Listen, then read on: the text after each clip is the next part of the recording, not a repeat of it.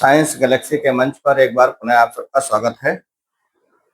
High school chemistry में जो lesson number 2 है अम्ल क्षार एवं लवण, आज उसका हमारा 11वां लेक्चर है और इसमें आज हम देखेंगे बेकिंग सोडा या बेकिंग पाउडर क्या होता है, इसके क्या प्रॉपर्टीज हैं और इसके क्या उपयोग हैं। तो विस्तार से समझेंगे आज हम बेकिंग सोडा को और इसके क्या यूजेज हैं, इसे समझने की कोशिश करते हैं। चलिए चलते हैं सीधे अपने टॉपिक पर। देखिए, बेकिंग सोडा जिसको हम खाने वाला सोडा भी कहते हैं, मीठा सोडा भी इसे कहा जाता है, मीठा सोडा। कई नाम हैं, व्यापारिक नाम। यहाँ पर इसका रासायनिक नाम जो होता है वो होता है सोडियम बाइकार्बोनेट। क्या होता है? सोडियम बाइकार्बोनेट इसका रासायनिक नाम है।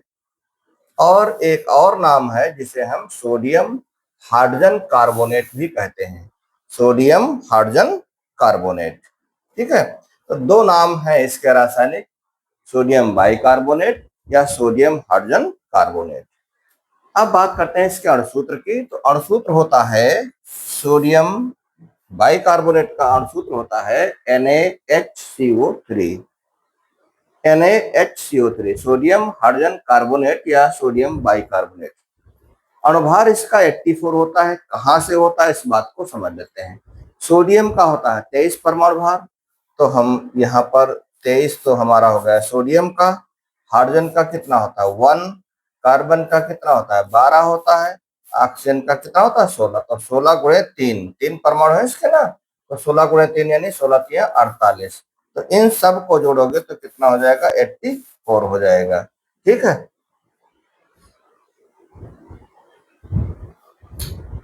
तो ये हमने अणुभार सीख लिया। अब बात आती है कि इसका सोडियम कार्बोनेट जो है होता किस रंग का है। तो ये सफेद क्रिस्टलीय ठोस है, छोटे छोटे क्रिस्टल नुमा होते हैं। तो सफेद क्रिस्टलीय ठोस है जो जल में हम अल्प विलय कह सकते हैं। विलय भी कहा जा सकता है। अल्प विलय का मतलब है कि धीरे धीरे विलय होता है, इसलिए हम इसको विलय या अल्प विलय की श्रेणी में भी ले सकते हैं, कोई दिक्कत नहीं होगा। तो हम ये कह सकते हैं कि जल में विलय है। ये तो रहा हमारा बेकिंग सोडा के बारे में बेसिक जानकारी। अब हम सीखेंगे कि इस बेकिंग सोडा को कैसे बनाते हैं। ठीक है, तो बनाने की विधि पर हम लोग आएंगे। बनाने की विधि, मेथड ऑफ प्रिपरेशन। तो बनाने की यहाँ पर दो विधियां हैं, दोनों में से कोई भी आप एक लिख सकते हैं अगर परीक्षा में पूछा था क्वेश्चन। तो एक तो है सोडियम कार्बोनेट के जलीय विलयन में, सोडियम कार्बोनेट के जलीय विलयन में कार्बन डाइऑक्साइड गैस प्रवाहित करने पर। सोडियम कार्बोनेट का सूत्र क्या होता है? Na2CO3 होता है।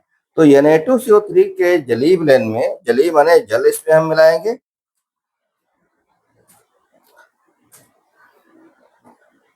तो चलिए लिखते हैं इसके रिएक्शन। सोडियम कार्बोनेट का सूत्र होता है Na2CO3 और इसका जलीय विलयन माने H2O, और इसमें क्या मिला दें? कार्बन डाइऑक्साइड यानी CO2 गैस मिला देते हैं। तो ऐसा जब करते हैं तो हमें क्या मिल जाता है? तो हमें मिल जाता है सोडियम बाइकार्बोनेट यानी NaHCO3। NaHCO3। तो चलिए देखते हैं इसको, रिएक्शन को क्या हो जाएगा।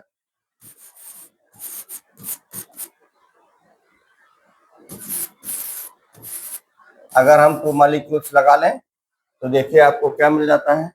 कार्बन के 2, एक इधर कार्बन एक इधर कार्बन, 2 कार्बन परमाणु इधर हो गए। हाइड्रोजन के 2 परमाणु, हाइड्रोजन के 2 परमाणु हो गए। ऑक्सीजन के 3 दूनी 6, यहाँ पर 4 1 5 5 3 8।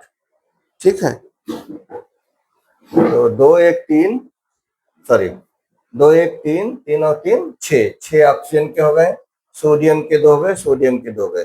ठीक है, तो इस प्रकार से रिएक्शन आपकी क्या है? बैलेंस हो गई है। नाम लिख लेते हैं सभी पदार्थों का। यहाँ पर ये है हमारा सोडियम का कार्बोनेट, तो इसको लिख लेते हैं सोडियम कार्बोनेट, सोडियम कार्बोनेट। ये तो जल हो गया, कार्बन डाइऑक्साइड सभी परिचित है। ये हो गया सोडियम हाइड्रोजन कार्बोनेट या sodium bicarbonate. Sodium hydrogen carbonate, carbonate, या इसी का दूसरा नाम है सोडियम बाइकार्बोनेट। सोडियम बाइकार्बोनेट, यही आपका बेकिंग सोडा है, सोडियम बाइकार्बोनेट। ठीक, यही हमारा बेकिंग सोडा है। ठीक है, रिएक्शन समझ में आ गई होगी। हमने क्या कहा, हमने कहा सोडियम कार्बोनेट के जलीय विलयन में, तो सोडियम कार्बोनेट ले लिया, जल मिला लिया, इसमें किस चीज को प्रवाहित कर रहे हैं, CO2 गैस प्रवाहित कर रहे हैं, तो CO2 हमने लिख लिया। इन सब के रिएक्शन के फलस्वरूप हमें क्या मिलता है, सोडियम हाइड्रोजन कार्बोनेट या सोडियम बाइकार्बोनेट मिलता है, जिसको हम बेकिंग सोडा भी कहते हैं। ठीक, तो एक रिएक्शन ये नोट कर लीजिए। दूसरी रिएक्शन है सोडियम क्लोराइड के जलीय विलयन में कार्बन डाइऑक्साइड और अमोनिया गैस प्रवाहित करते हैं। तो चलिए इसको समझते हैं। सोडियम क्लोराइड का सूत्र हो जाएगा NaCl, तो हमने लिख लिया NaCl, प्लस इसमें क्या मिलाएंगे, जल मिलाएंगे यानी H2O, प्लस क्या मिलाएंगे, कार्बन डाइऑक्साइड मिलाएंगे यानी CO2 मिलाएंगे, प्लस क्या मिलाएंगे, अमोनिया गैस, क्या मिलाएंगे, अमोनिया गैस मिलाएंगे, तो NH3 हो जाएगा, NH3। ये सब क्या बनाएंगे, ये सब बनाते हैं आपका, एक तो सोडियम बाइकार्बोनेट बनेगा ही बनेगा, यानी HCO3 तो बनेगा ही बनेगा, और दूसरा बनता है अमोनियम क्लोराइड भी बनता है, NH4Cl भी बनता है। ठीक, चेक कर लेते हैं, बैलेंस देखें रिएक्शन है कि नहीं है। सोडियम का एक इधर है, सोडियम का एक इधर है, हाइड्रोजन के इधर कुल कितने परमाणु हैं, 2 इधर और 3 ये, 5 परमाणु हैं। इधर देखिए 4 और 1 5 परमाणु। कार्बन का एक है इधर, इधर भी एक है। ऑक्सीजन के कुल चेक करो, 2 और 1 3, 3 यहाँ पर ऑक्सीजन हो गए। ठीक, Cl कितना है, एक, इधर भी एक, नाइट्रोजन का एक, उधर भी एक। इस प्रकार से रिएक्शन बैलेंस है, ये हम चेक कर लिया करें रिएक्शन लिखने के बाद में। अच्छा, नाम लिखना चाहो लिख लो। ये है हमारा सोडियम का क्लोराइड यानी सोडियम क्लोराइड, ये हो गया सोडियम क्लोराइड, सोडियम क्लोराइड। ठीक, नाम जरूर लिखा करें, ये छोटे छोटे नाम है, इनको तो सब आप जानते ही हैं। ये हो गया sodium bicarbonate, sodium bicarbonate, bicarbonate. नाम अगर बड़ा हुआ करे तो हमेशा उसी के कम, जो भी हम अनुसूत्र लिखते हैं उसके नीचे ही होना चाहिए, तो इसलिए भले ही 2 लाइन में लिखें लेकिन लिखें उसके नीचे ही। ठीक है, ये हो गया आपका अमोनियम क्लोराइड। क्या हो गया, अमोनियम क्लोराइड।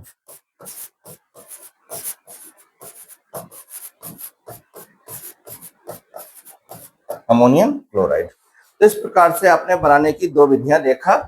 एक तो यह है कि सोडियम कार्बोनेट के जलीय विलयन में कार्बन डाइऑक्साइड गैस प्रवाहित करने पर, और दूसरा ये हो गया कि सोडियम क्लोराइड यानी नमक हम ले लें, मुख्य कंपाउंड है समझ लो इसका बनाने का, तो नमक के जलीय विलयन में कार्बन डाइऑक्साइड और अमोनिया गैस प्रवाहित करने पर भी बन जाया करता है। नोट कर लेते हैं जल्दी से, फिर हम लोग आगे बढ़ते हैं।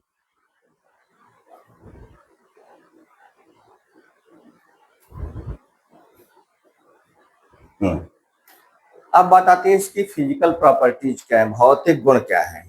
तो भौतिक गुणों के बारे में हमने अभी थोड़ा सा इसके बारे में जिक्र भी किया था कि सफेद क्रिस्टलीय ठोस है और जल में बहुत इजीली, बहुत आसानी से, तेजी से नहीं घुलता है, इसलिए हम इसको अल्प विलय की श्रेणी में भी रख सकते हैं, विलय की श्रेणी में भी रख सकते हैं, कोई दिक्कत नहीं होगा। इसका जलीय विलयन क्षारीय नेचर का होता है। इसका जलीय विलयन कैसा होता है, क्षारीय नेचर का होता है। यहाँ से एक क्वेश्चन पूछा जा सकता है कि सोडियम कार्बोनेट का, सोडियम बाइकार्बोनेट का जलीय विलयन कैसा होता है, तो हम कहेंगे इसका जलीय विलयन क्षारीय प्रकृति का होता है। अब फिजिकल प्रॉपर्टीज के बाद में हम आते हैं इसकी केमिकल प्रॉपर्टीज के, रासायनिक गुणों के बारे में आते हैं। तो रासायनिक गुणों में पहली जो प्रॉपर्टी है वो है ऊष्मा का प्रभाव, ताप का प्रभाव। ताप का प्रभाव क्या होता है कि गर्म करने पर यह अपघटित होकर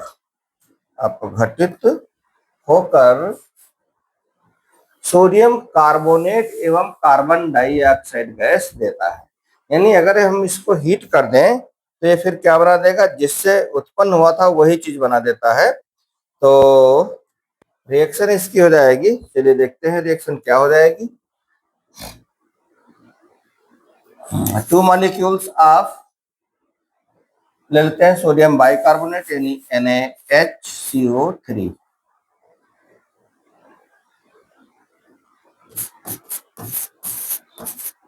इसको हम कर देते हैं हीट। तो हीट करने पर क्या मिल जाएगा, सोडियम कार्बोनेट। सोडियम कार्बोनेट का सूत्र होता है Na2CO3। Na2CO3 सोडियम कार्बोनेट बनेगा और प्लस क्या बनेगा, प्लस बनेगा कार्बन डाइऑक्साइड यानी CO2 गैस बनती है। ठीक है, लिख लेते हैं, सबके नाम जरूर लिखें। ये हो गया सोडियम बाइकार्बोनेट, सोडियम बाइकार्बोनेट, और ये हो गया आपका सोडियम कार्बोनेट।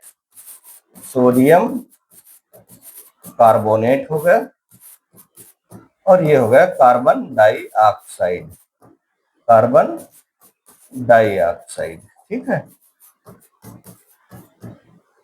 तो इस प्रकार से आपने एक केमिकल प्रॉपर्टी देख लिया, ऊष्मा का प्रभाव। और दूसरी केमिकल प्रॉपर्टी है कि अम्लों से क्रिया, अम्लों से क्रिया। तो किसी भी अम्ल का मतलब है H2SO4 या HCl, अम्ल से क्रिया करके लवण और पानी बनाता है और कार्बन डाइऑक्साइड गैस भी निकालता है। लवण प्लस पानी प्लस कार्बन डाइऑक्साइड गैस। तो यहां से देखिए, मान लिया हम इसकी HCl से रिएक्शन करा रहे हैं, तो HCl से क्रिया करने पर क्या होता है, देखिए सोडियम बाइकार्बोनेट हमने ले लिया यानी HCO3, और इसकी हमने रिएक्शन करा दिया मान लिया HCl से। तो क्या बनाएगा, कहते हैं लवण बनाएगा, लवण जल बनेगा और CO2 बनेगा। तो लवण में सोडियम का क्लोराइड बन जाएगा यानी NaCl बन जाएगा। NaCl ये तो हो गया लवण, प्लस जल यानी H2O, H2O, और प्लस क्या बनेगा, देखिए H2 यानी हाइड्रोजन के दो और एक ऑक्सीजन यहां से निकल गया है। तो अब ऑक्सीजन यहाँ पर कितने बचे, दो बचे, तो CO2 और बचेगा। क्या बचेगा, CO2। तो लवण बनेगा, जल बनेगा और कार्बन डाइऑक्साइड बनेगा। इसी प्रकार से अगर इसकी रिएक्शन हम H2SO4 से करा दें तो देखिए सूत्र लिखते हैं एक मिनट,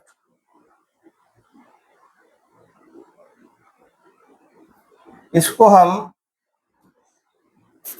दूसरी रिएक्शन देखते हैं NaHCO3 प्लस H2SO4 से अगर हम इसकी रिएक्शन करा दें तो फिर क्या बनेगा, लवण और प्लस जल प्लस कार्बन डाइऑक्साइड। तो लवण में क्या बनेगा, लवण में बनेगा सोडियम का सल्फेट। तो सोडियम का जब सल्फेट बनेगा तो फिर 2 मॉलिक्यूल्स लेना पड़ेगा, क्योंकि सूत्र हो जाता है Na2SO4। Na2SO4 सोडियम का सल्फेट बन जाएगा जो कि एक लवण हो जाएगा, प्लस बनेगा पानी, पानी का मतलब हो जाएगा H2O। देखिए रिएक्शन को भी हम बाद में बैलेंस करते हैं, प्लस बनेगा कार्बन डाइऑक्साइड यानी CO2, CO2, CO2 बनेगा। अब जरा इस रिएक्शन को हम लोग चेक करते हैं। देखिए कार्बन के इधर कितने हैं परमाणु, 2 परमाणु हैं, तो हम यहाँ पर 2CO2 कर लें, और हाइड्रोजन के इधर कितने हो जाएंगे, 2 यहां से और 2 यहां से, 4, तो 2H2O कर लेते हैं। अब जरा देखें, सोडियम के 2 हो गए, इधर भी सोडियम के 2 है, सल्फेट का एक सल्फेट का हो गया, कार्बन डाई माने कार्बन के 2 है तो 2CO2 कर दिया। अब आपके 2 कार्बन निकल गए। ऑक्सीजन चेक कर लो, इधर दाएं साइड में कुल कितने हो गए, 2 2 4 यानी 2 दूना 4, 4 2 6, यहाँ पर ऑक्सीजन के हो गए 3 दूनी 6, यानी सब कुछ बैलेंस है। जब सब कुछ बैलेंस है तो इस रिएक्शन को हम बैलेंस रिएक्शन मान लेंगे और ये हमारी कंप्लीट रिएक्शन हो जाएगी। चलिए लिख लेते हैं इन दोनों रिएक्शंस को बहुत ही आसानी से, फिर हम लोग आगे बढ़ते हैं। जल्दी से नोट करो।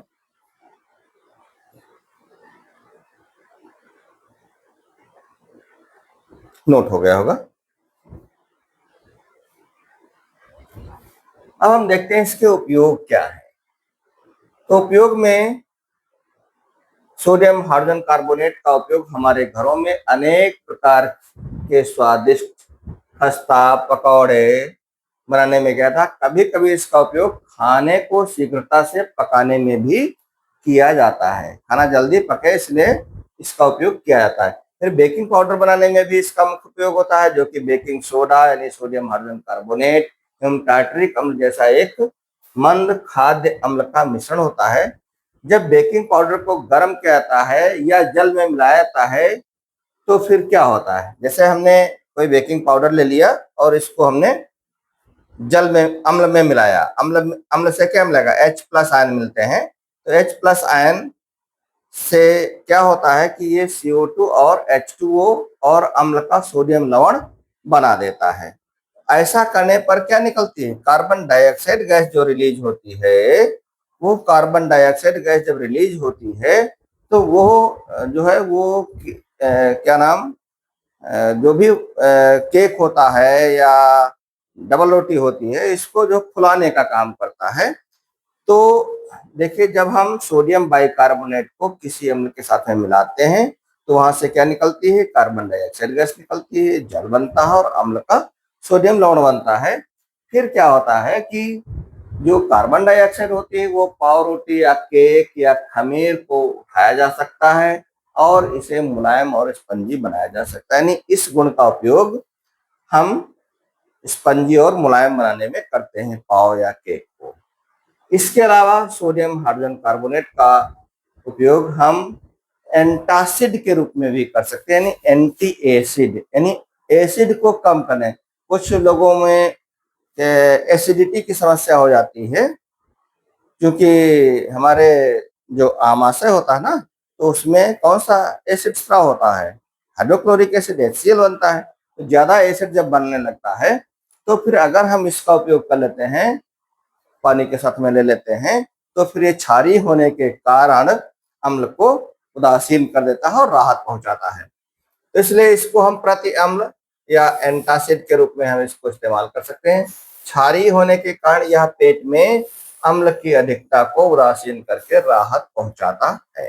ठीक, और इसका उपयोग प्रयोगशाला में अभिकर्मक के रूप में करते हैं।